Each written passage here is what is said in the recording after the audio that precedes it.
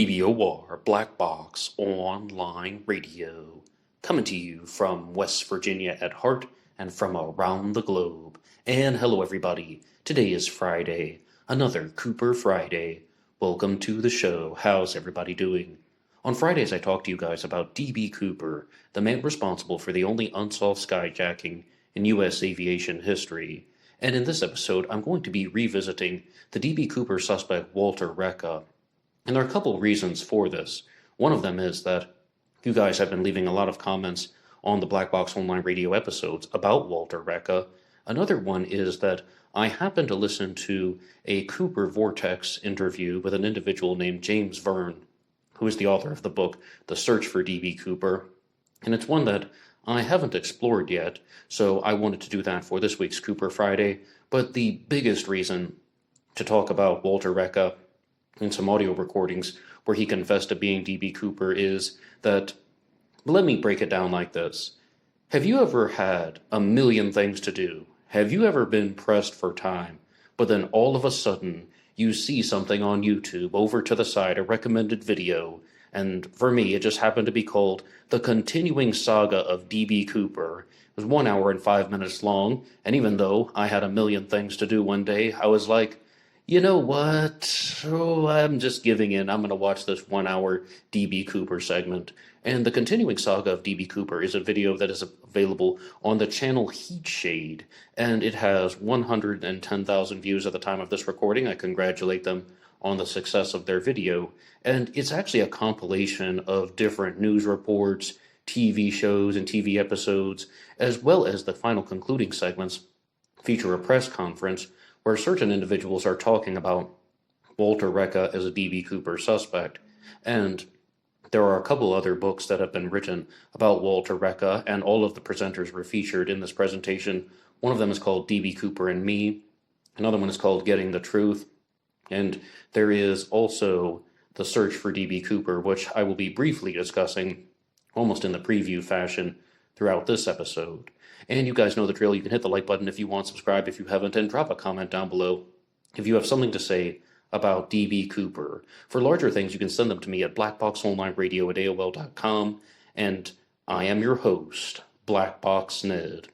So the next thing that I would like to do is, I actually want to play some segments from this video, The Saga of D.B. Cooper, because I want to have Walter Reca share some things in his own words where he talks about how he committed the D.B. Cooper skyjacking.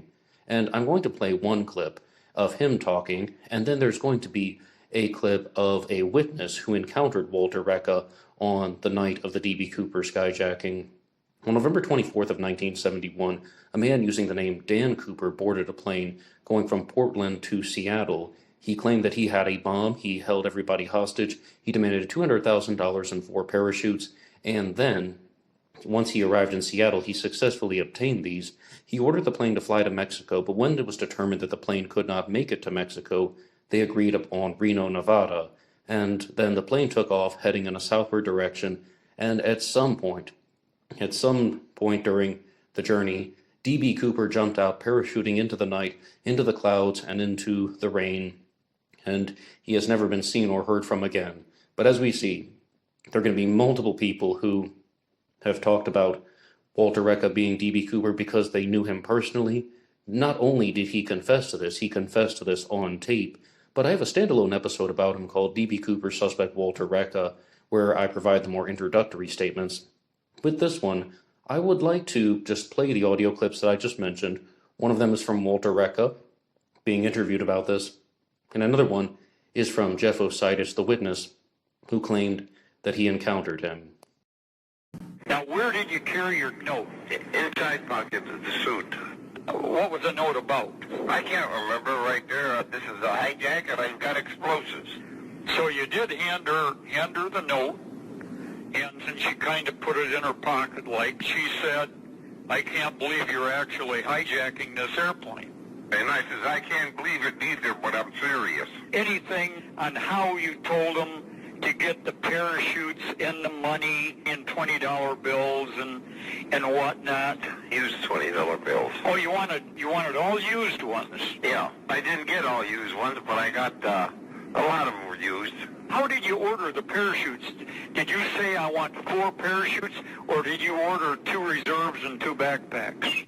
2 reserves and 2 backpacks. When that airplane landed in Seattle, it had already been hijacked. You never talked personally, you said, to the cockpit crew. No, I talked to the stewardess, and the stewardess relayed the message to the cockpit. And they were always verbal. Nothing was written. When you hijacked the airplane and they were flying from Seattle, Tacoma, now you're going to jump, you ordered them to have the gear down. Right there, well, the wheels down slow the aircraft down, right there. And the flaps right there is when we're jumping. Right there, you know, you give it flaps right there, cut power. There's drag right there, so I'm not going to be hit. Why did you open the 1 parachute in the airplane? See that it wasn't tied off. Was that a reserve or a main? Was a main. So now you're down to the 1 main. Mm-hmm. Did you wear a reserve when you did this? No. The parachute that you opened in the airplane, you did cut shroud lines off it, you know. What did you do with the shroud lines? Had the money on to me. Took my belt from around my waist, tied it around my raincoat, put the money in there, right there, button it all the way up to my neck. And then put the parachute on. Yeah.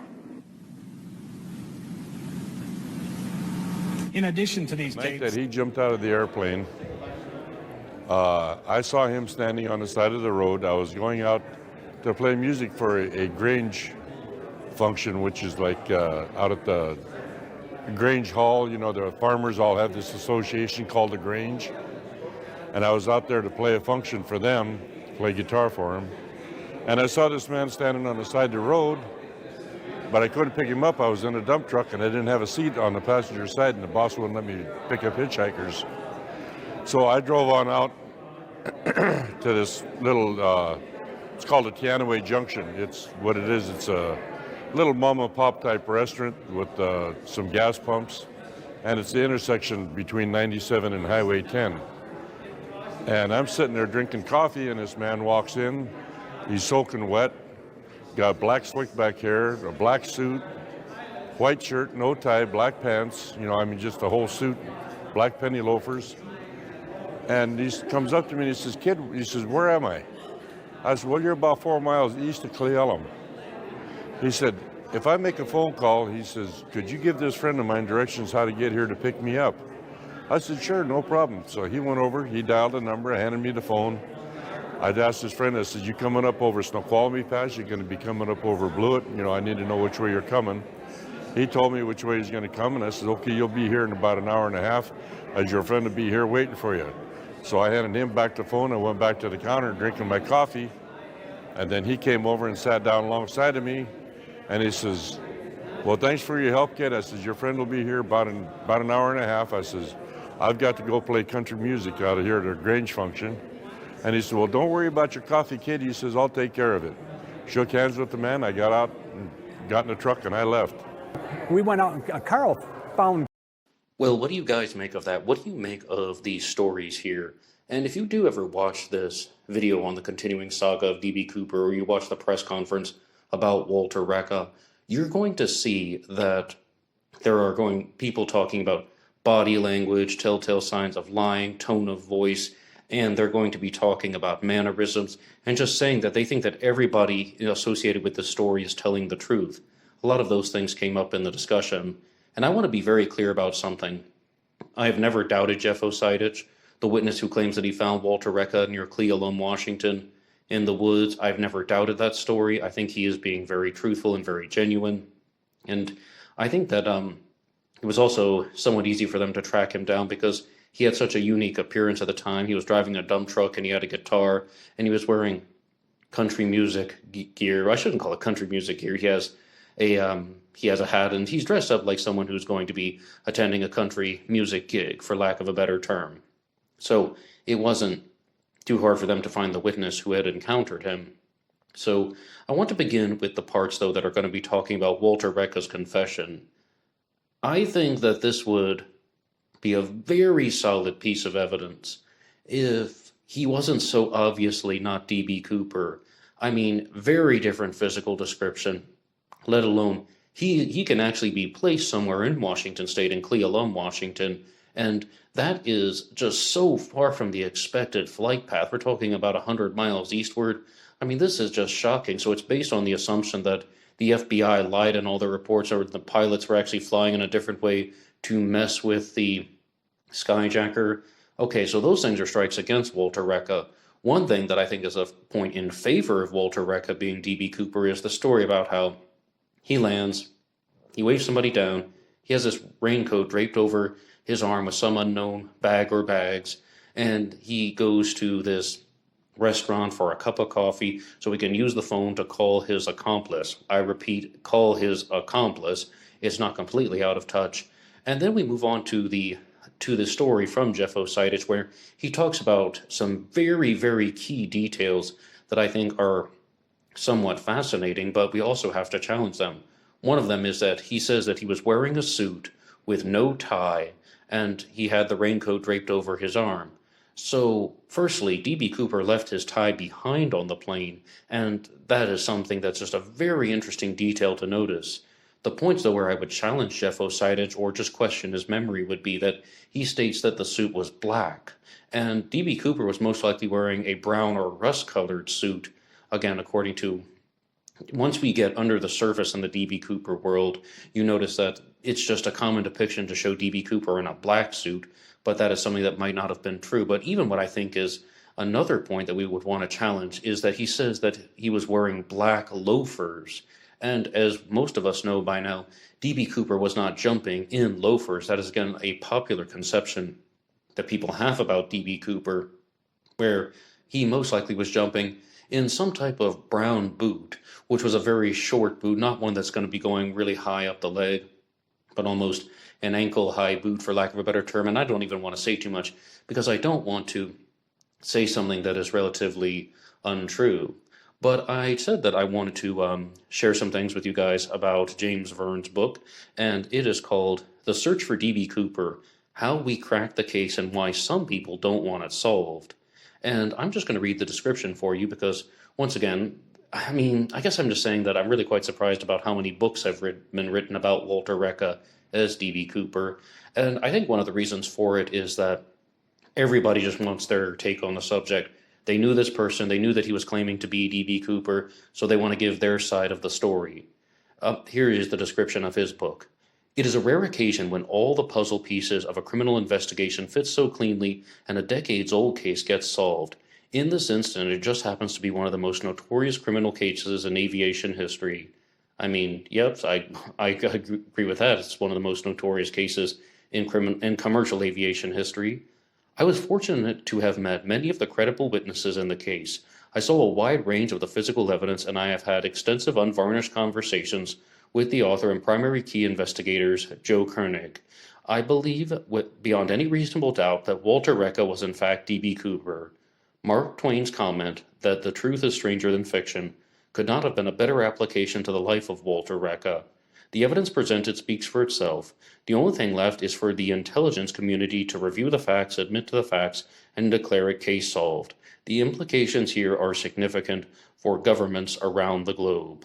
And we're going to keep reading here in just a second. And this is the story of Verne Jones in his book, and that tells a story about how he and his team solved the 50-year-old D.B. Cooper case. It also represents a huge investment from Verne Jones, not in the economic sense, although that is significant in terms of money and sweat by many, his overwhelmingly important investment in the ethical sense. The investment is Verne's beliefs in the system and his dedication to the truth and his passion to Carl Lauren's decades-long work to the public while Carl was still alive. Carl Lauren, who died in late 2020, dedicated much of his life to gathering evidence and telling the world that Walter Reca was D.B. Cooper, Carl's old skydiving friend. He was able to, before he died, to realize the value and greatness of his work. He struggled with the public's reluctance to accept his work and his findings. It was frustrating, especially for someone who had lived with the secret for so many years, and Verne artfully convinced Carl not to get off track, but to move in a straight line and get his story out to the world. Carl grew to know that Verne was always working to make Carl's story a credible one for which Carl and his family could be proud. That was Verne's goal, his only goal, and he achieved it. And one more time, that is from the book The Search for D.B. Cooper by Vern Jones, How We Cracked the Case and Why Some People Don't Want It Solved. I think that this is a very good opportunity for us to talk about the D.B. Cooper case, especially the subtitle of the book, Why People Don't Want It Solved. Well, let's look at some things associated with that. We have just seen the mainstream media go absolutely buck wild about how the Jack the Ripper case has been solved. And it's not the first time that they've done that, and it probably won't be the last. When, in my own unprofessional opinion, I don't believe that the Jack the Ripper case has actually been solved. I think that this is the media playing certain sides of the story to create some sort of cash grab attention for their part, for the mainstream media, not about any of the authors or the parties associated with that. They're trying to get their ratings up. They're trying to make stories out to be larger than they actually are. They're misrepresenting things because they want to increase viewership. And just because people are skeptical of someone's findings, just because people are skeptical of somebody's confession, like, say, Walter Reca's, just because people are skeptical of even things like DNA evidence, and they question, how do we know that that's actually D.B. Cooper's DNA? How do we know that's actually Jack the Ripper's DNA? How do we know that that's actually the Zodiac Killer's DNA? It does not mean that they don't want the case solved. So when somebody has this elaborate profile that they've created for their particular suspect, let's say Walter Reca in this example, then someone can evaluate the findings and be like, well, I don't completely agree with your interpretations of the evidence, or I don't necessarily believe that the confession is 100% authentic, or I don't necessarily believe that all of the traction that this story has created is justified. And that doesn't mean you don't want the case solved. That just means you genuinely want to challenge, disagree, or maybe even reanalyze certain aspects of their story. And if you do watch that video on the continuing saga of D.B. Cooper, it talks about some of the mainstream media coverage near the end. It actually features Lester Holt of the NBC Nightly News doing a presentation on how the D.B. Cooper case has been closed. There's a big case closed on the scene, and that is done in a twofold way. No disrespect to Lester Holt. He was a part of our family for a very long time. We used to watch him all the time back in West Virginia, like during the nightly news. He was our go-to guy. But it's not his choice. But it's done in a twofold way. That story was actually about how the FBI is suspending the investigations, or they're not going to be actively searching for D.B. Cooper the way they were in the past, but it's also talking about the Walter Reca story. So it's done in a two-way where that title gets your attention, and they make you think that, okay, the D.B. Cooper case has been closed. D.B. Cooper has been identified. D.B. Cooper was Walter Reca. Countless other sources have followed along with this. And as I said, to the credit of these guys, like Joe Koenig and Carl Lauren and Vern Jones, they did make a large splash. They did make an impact. They got people to listen to them. They had the audio recordings. And I think, though, that this is one that a lot of people are just going to express doubt on. And I'm going to give away a big spoiler. At the end of the D.B. Cooper or Saga video that I was recommending at the beginning, they did a poll.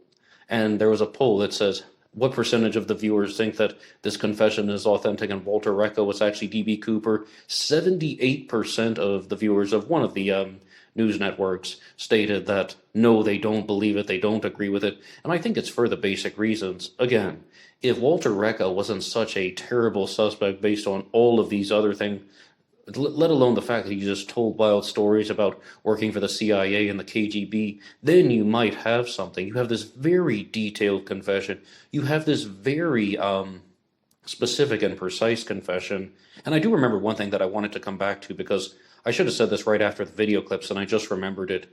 When he talks about opening the parachute on the plane and says that he wasn't wearing a reserve chute, I think that meant that he wasn't wearing the reserve chute when he was examining one of the parachute packs, as opposed to not jumping with the reserve chute, because as we all know, D.B. Cooper did leave the plane with the reserve chute, and the panels were sewn shut. It was the training one that was more or less what people call the dummy chute. But I just want to say that I don't think there's anything inconsistent with that. Now, here's something where I will give credit to Vern Jones, as well as to all of the other parties that are associated with this Walter Reca story, and that is that Walter Reca might have been prosecuted for this. I mean, if you have this confession, if you have, their story that they are sharing, you have the witness who's placing him in Washington State, even though it's about 100 miles off, he might have been prosecuted. I mean, this is a very big confession, and the fact that it's so clearly documented, that just makes me think that there is something that would get people's interest going, and definitely it's going to get the media going, which is going to put pressure on other things. That is one useful aspect of the mainstream media. They put pressure on people and they can influence opinions, but that can be done in a very destructive way because they can just put out stories about how cold cases have been cracked, true crime mysteries have been solved, and they don't always have to tell the truth. And that is one very sad aspect of the mainstream media, that they are not on your side. They aren't always going to be very honest. They're going to do whatever they have to do to get people to watch their TV shows or to read their newspapers or the clickbait titles, and it's pretty much do what they want, except they don't want to get caught. And on this channel, I actually have a ban on true crime articles from CNN. 99%. It's a 99% ban. And the reason why is because, firstly, they're extremely flimsy and very skimpy. They don't get very intense on the details. And then there are other examples of when they just misrepresent things and they don't care as long as people are just pulled in to their world and pulled into their viewership and their polls and their numbers. They don't care about the facts, they don't care about the truth. And if they can seize this opportunity to share a Walter Reca story and make a media firestorm for 2 weeks, then they're going to do it. And I think all of the evidence is pointing away from Walter Reca. And he was one of the first suspect profiles that I ever did for Cooper Friday here on Black Box Online Radio. I was extremely curious what I was going to find, and I pretty much shared everything with you here. But, I mean, there is this interview with Fern Jones on the Cooper Vortex that I think was very good. I love everything that Darren Schaefer does. There is also a D.B. Cooper Suspect Roulette episode on the D.B. Cooper Sleuth channel with Ryan Burns and Nikki B. And there are going to be a lot more things about D.B. Cooper coming out here on Black Box Online Radio. It is now the month of February, and for the month of March, I'm going to be launching the channel membership, where you will get access to bonus content. You can just hit that join button down at the bottom, and you will be able to get 3 bonus episodes every week. One of them is True Crime Talk Radio in the morning on Tuesday. Wow, that is a big mouthful, but yes, indeed, that's the show. And there's the double event talking about Jack the Ripper, and there will be a bonus episode about D.B. Cooper coming out on Fridays called The Cooper Profile, which is going to talk more about the psychological aspects of the case. But because it's called the Cooper Profile, I could add in some things like geographic profiling, because there are 2 episodes that I've really wanted to make for a very long time about geographic profiling in regards to the D.B. Cooper case, and I think that would be the perfect place to do it. And I would like to give a shout out to Fred and Noodle, who run the channel The Trading Post. I have a direct response to their D.B. Cooper episode called D.B. Cooper's Trading Post here on Black Box Online Radio. And I was just talking about how the way the Trading Post channel was created and the way it was running. The host of that program sat down once and he was like, okay, here's what's going to be coming up on this channel. And he's listing all of the topics that he wants to make videos for. And he probably listed 25 different topics. And I was just thinking, wow, goodness, how on earth are you even going to be able to accomplish that? Even 1 video a day, your preferences are going to change. You're going to be following new stories. Well, I'm in a similar boat now. There are going to be so many new things coming out on Black Box Online Radio, for example. Not only True Crime Talk Radio, the Double Event, and the Cooper Profile, but there are the things that I want to do with you guys that I just simply trying to find time to do. In March, I'm going to be doing 1 weekend episode on the serial killer Dennis Nielsen, which is going to look at a set of articles that I found. The British butcher Dennis Nielsen. And then I'm going to be doing a weekend segment on the case of JonBenet Ramsey. And this is all in addition to the regularly scheduled lineup. As you see, I'm going to be focused more on the channel for the rest of this year, as opposed to what's been coming out lately. And thank you to everyone who has been listening to Cooper Friday, even though there have been certain pauses or there have been certain time limits and constraints. But I'm also going to be bringing back the D.B. Cooper interview series. Last year, I think some of the best episodes of Black Box Online Radio were when I had the chance to interview D.B. Cooper experts such as Ryan Burns, Darren Schaefer, and Pat Boland. I also did an interview with Stuart McAdam, and a lot of people are putting out new DB Cooper books, and I would like to talk to them about it, and I would like them to just share their findings. And I would really just also like to know what you guys think. We can do more Q&A sessions, and you can put your ideas in the comments section down below. I love interacting with you guys during the live streams, and I just want to point out that this episode about Walter Reca is one that I've wanted to discuss in the past. I've wanted to do a follow-up to his suspect profile for a very long time, as well as looking at the specific details in the audio clips which I mentioned. And so far, I think that we've pointed out some very strong ones. And just the ultimate recap would be, I don't think he was wearing black loafers. I'm not convinced he was wearing a black suit, but that could be easily mistaken in the dark. I think Walter Reca is in the wrong part of Washington State. I think he doesn't match the physical descriptions, and I think he was a wild storyteller. All right, so this is all going away from Walter Reca actually being DB Cooper. But aside from those horribly, horribly strong elephant in the room points, I think that if we didn't have that stuff, I would definitely lean more toward him as a DB Cooper suspect. And please just let me know what you want to hear about for Cooper Friday. You can drop your ideas in the comment section down below. Anybody can write the show at blackboxonlineradio@AOL.com. You can also get me on Facebook. My personal Facebook name is Ned Dahan, but there is also Black Box Online Radio on Facebook. I use the Facebook page a lot more for the show now. And of course, there is Black Box Ned 88 on TikTok and Instagram. And you guys can find me over there. Until next time.